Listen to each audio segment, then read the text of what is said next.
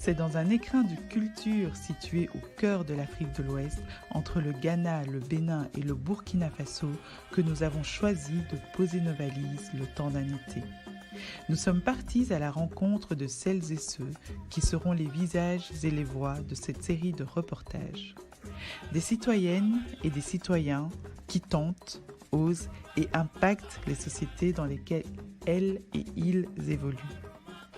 Weozon, bienvenue dans une saison au Togo.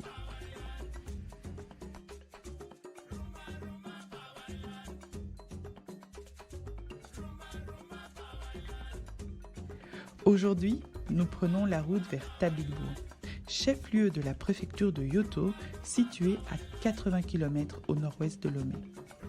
Nous sommes accueillis par Tania. Journaliste et coach en développement personnel, Tania arpente les écoles pour pousser les étudiants à se connaître et à devenir la meilleure version d'eux-mêmes. Une vocation qui naît de son expérience personnelle. Je peux dire que moi, j'ai eu une enfance assez difficile parce que mes parents ne sont pas ensemble dès le bas âge. Et j'ai vu en fait les difficultés qu'on rencontre quand on n'est pas avec ses deux parents.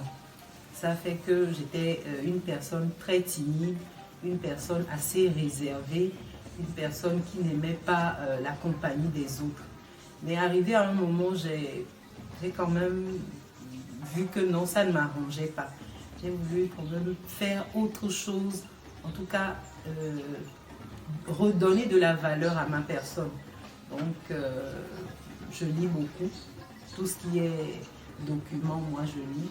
Quand ça parle de la vie, en tout cas, je suis motivée. Et j'ai fait aussi des formations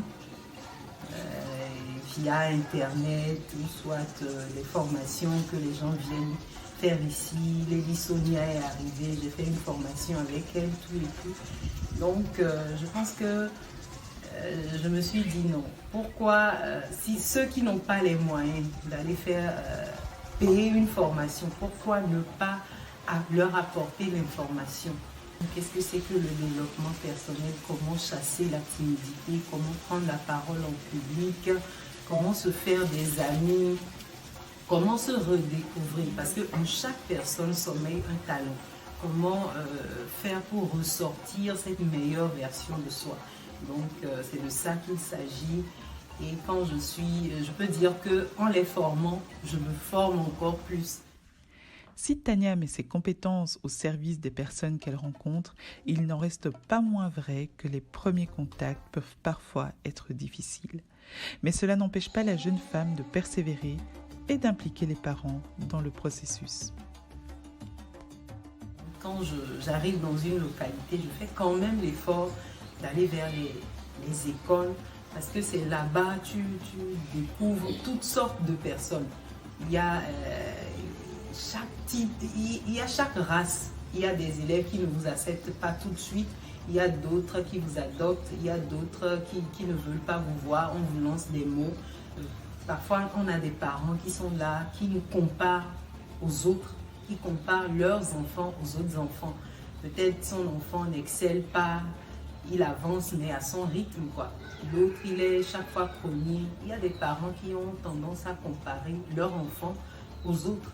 Or, ça ne doit pas se faire comme ça. Chaque parent doit pouvoir accompagner son enfant dans son rythme, parce que nous avons chacun à son rythme.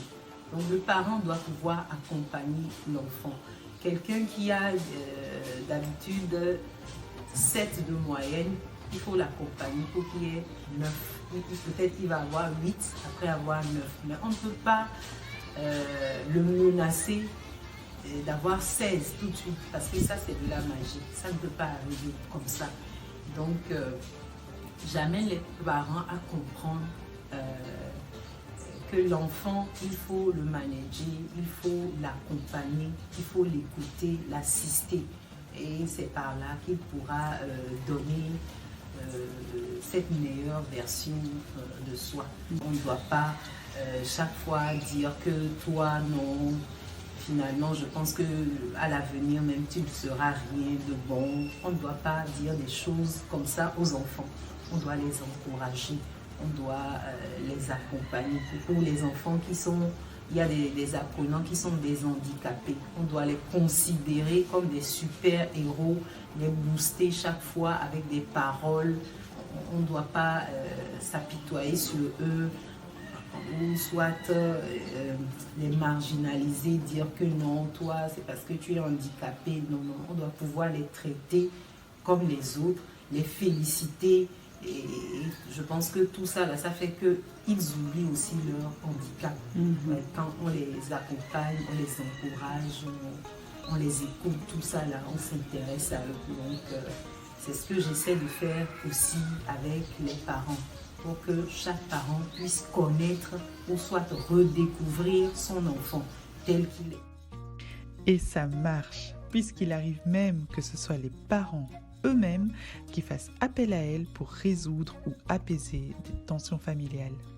Quand je suis arrivée ici, il y a des parents qui m'ont appelé, qui ont pris mes contacts chez leurs enfants, ils m'ont appelé, ils m'ont félicité. Non, j'admire vraiment ce que tu fais avec mon enfant parce que j'ai un retour positif.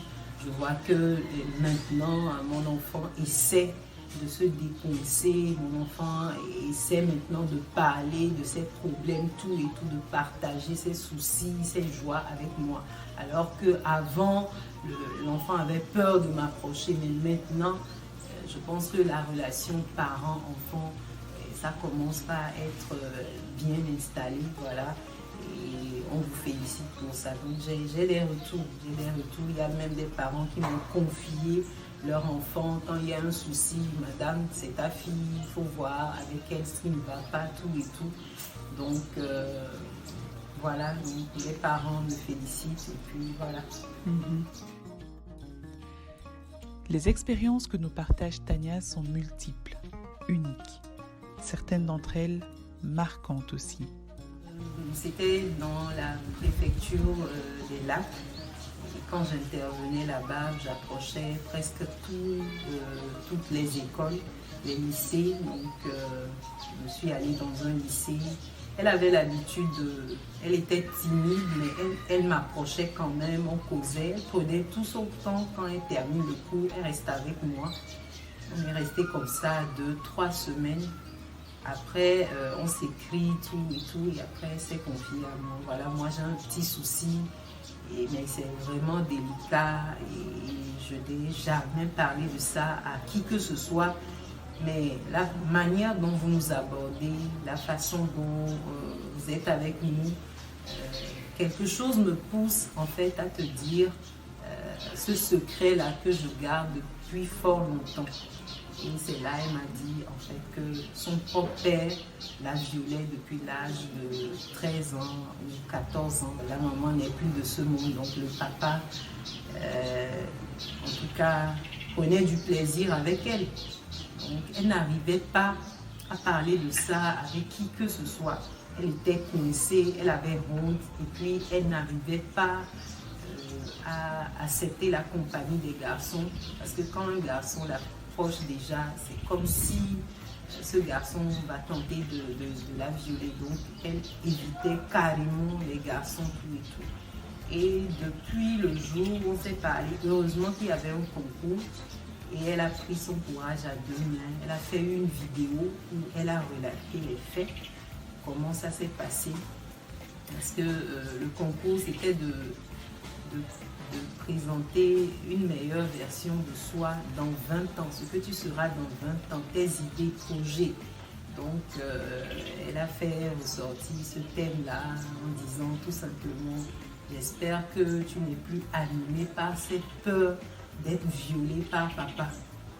Et aujourd'hui, tu es devenue une femme épanouie, tout ça là. Donc, elle a parlé de ce qu'elle veut dans le futur, la femme qu'elle aimerait être. Elle n'aimerait plus être cette femme frustrée, cette femme bloquée, cette femme en tout cas qui se fait toute petite, mais une femme plutôt épanouie, qui veut aller de l'avant et qui a réussi à se faire une place au soleil. Donc c'est par là qu'on a pu l'aider, d'autres personnes l'ont aidée pour qu'elle ne soit plus là où elle est avec ce papa-là. Maintenant, elle vit avec un parent. Et je pense que cette peur-là, si même c'est pas parti, je pense que ça va quand même diminuer. Et un jour, j'ose croire qu'elle deviendra cette femme épanouie et dont elle rêve. Voilà. Après 2 journées passées à Tabligbo, il est déjà temps de se dire au revoir et de partir à la rencontre de nouvelles personnes tout aussi impactantes que Tania. Nous vous donnons donc rendez-vous la semaine prochaine à Lomé avec Zainabou Diarra, lauréate du concours d'art oratoire au féminin Togo et première femme diplômée en urbanisme du Mali. À la semaine prochaine. Dire que le cours de Madame Tania m'a vraiment aidé parce que avant j'étais vraiment timide, trop même quoi. J'étais trop timide, mais depuis qu'elle est venue, elle nous apprend des trucs sur le développement personnel. Ça m'a amené à avoir confiance en moi et à pouvoir avancer. Même, je ne savais même pas que et je ne savais même pas que ça me permettrait de sortir un peu de ma timidité. Ce sont les camarades qui m'ont dit que « Oh, c'est toi qui parles comme ça en classe, tu parles trop même. » Et je dis « Oh, je ne fais que répondre à ce que vous m'avez demandé. Oh, je dis que vraiment Madame Tania m'a changé. » Et même à la maison, des fois, moi qui ne sortais pas, quand les gens venaient, on dit Adja va les saluer. Je dis non, je ne peux pas sortir, j'ai trop peur. Mais maintenant, ça va. Ma timidité a un peu diminué, même si ce n'est pas tellement parti, mais c'est un peu diminué. Je peux dire qu'au fil du temps, ça partira un jour. Merci.